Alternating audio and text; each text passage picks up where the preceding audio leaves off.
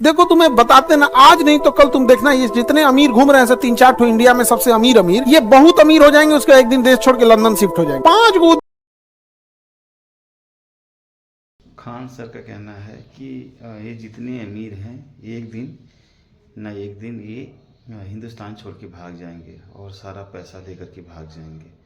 तो गवर्नमेंट को इस पर सतर्क रहना चाहिए, ना कि एक ही पूंजीपति को या कुछ ही बिजनेसमैन के हाथ में सारी बागडोर थमा दी जाए, सारे कॉन्ट्रैक्ट्स उनको दे दिया जाए। ऐसा गवर्नमेंट को नहीं करना चाहिए। गवर्नमेंट को ये करना चाहिए कि जैसे सेमी कंडक्टर का है तो किसी और को ठेका दे दिया जाए, बैटरी का है तो किसी और को दे दिया जाए, सिलिकॉन का है तो किसी और को दे दिया जाए, रिटेल में किसी और को दे दिया जाए।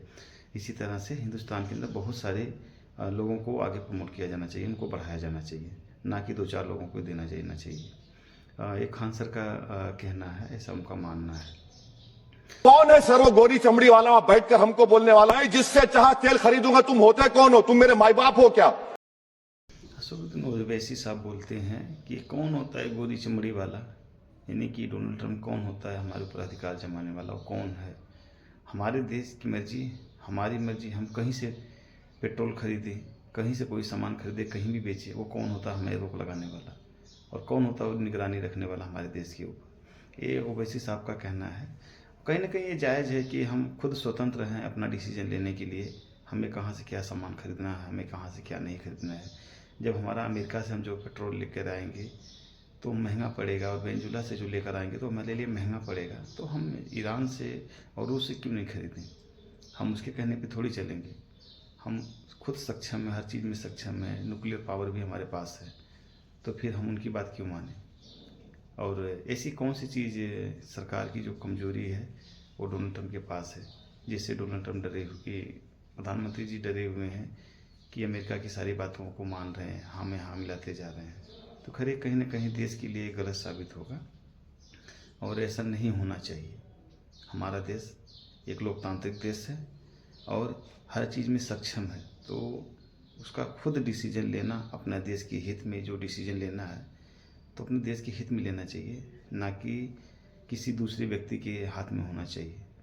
अब जैसे टैरिफ लगाया जा रहा है तो 18% हम जो प्रोडक्ट बेचेंगे तो उस पर 18% जीएसटी टैरिफ लगेगी, और उनका जो प्रोडक्ट हमारे यहाँ बिकेगा तो 0%। ये तो कहीं का सही साबित नहीं होगा, ये हमारे देश के लिए खतरनाक साबित होगा। बल्कि ये होना चाहिए कि हम जो उनके पास बेचेंगे वो 0% होना चाहिए, और उनका जो प्रोडक्ट हमारे यहाँ बिकेगा उस पर हम 18%, 20%, 30% हम टैरिफ लगाएं तो बात समझ में आती है।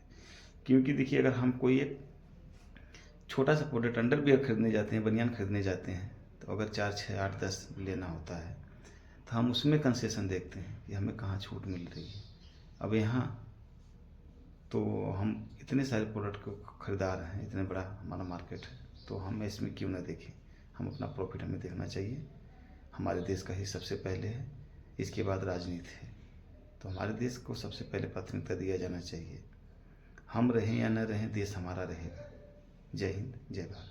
अगर देश का मतदाता अपने नेताओं को हायर कर सकता है तो वो नेताओं को फायर करने की शक्ति भी उसे मिलनी चाहिए।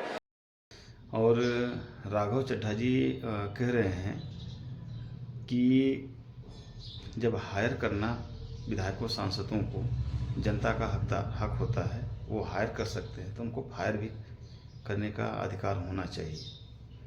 जैसे चुन की जो आते हैं सांसद विधायक, अगर काम नहीं करते हों तो उनको हटाने का अधिकार भी पब्लिक को होना चाहिए।